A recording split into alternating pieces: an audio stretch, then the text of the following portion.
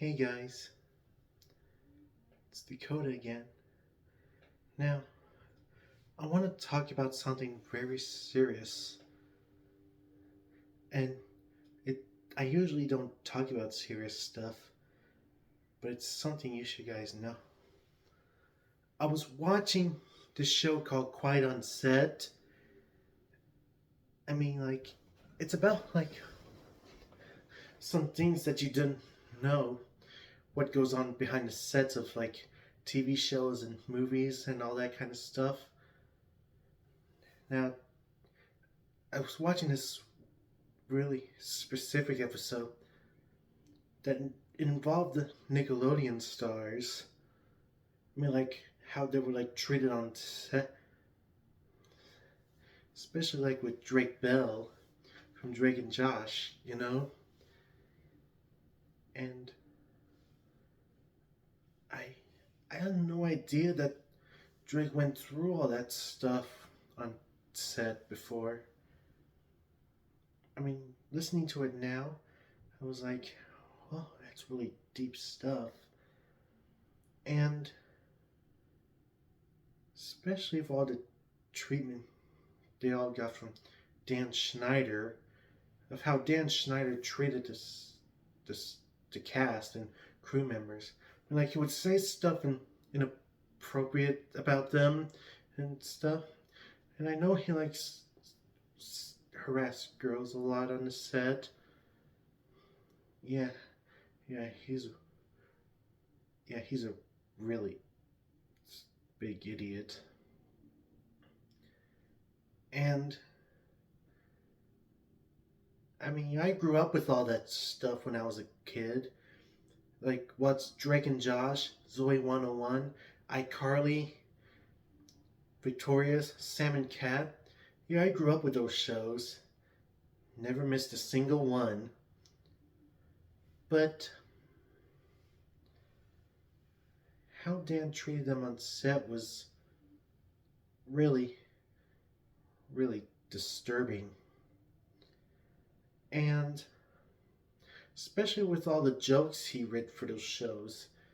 I mean, writing about, making jokes about homeless people and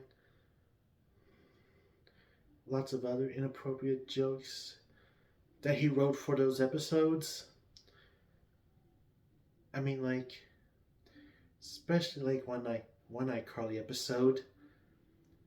He wrote this thing for Wade Collins.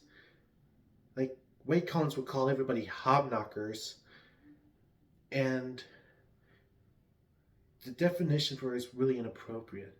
But I'm not going to say what it means because I don't want to get demonetized. Yeah, so, yeah. And not a bunch of other inappropriate jokes. In this episode of Victorious, Robbie Shapiro was having a nightmare where he was in a giant cereal bowl and above him stood Rex, only giant, and he squirted snot out of his nose and onto Robbie. And lots of other inappropriate jokes, especially with Coco on Zoe 101, talking about her problems to kids. I mean, Coco's supposed to be a school counselor, but she's telling them about her problems. I mean, it's not supposed to be the other way around. She's supposed to solve their problems. Yeah, Coco from Zoe 101 is not one of my favorite characters. Yeah, and I thought the jokes were funny back then when I was a kid, but looking at them now, I was like, this is supposed to be a kid's show. Why? What is this? Yeah, that's how I feel about them now, about those jokes that he written. Yeah. So, Especially feel sorry for all those who have been treated poor on set on Nickelodeon. I mean, I had no idea that it happened, but yeah, I I had no idea that had they were being treated like that from Dan, especially with Drake being treated bad from his dialogue coach. And then over time, some of them got sent to jail for doing all of that, and I was like, yeah, they deserve to rot in prison. And I'm really glad Dan got fired from Nickelodeon. I mean, like, I'm not even sure why he would write all those inappropriate jokes for those shows and those and sitcoms and stuff like that. I mean, they were funny back then when I was a kid, but looking at them now, I was like, I'm disgusted. So, yeah, yeah, that's all I have to say, guys.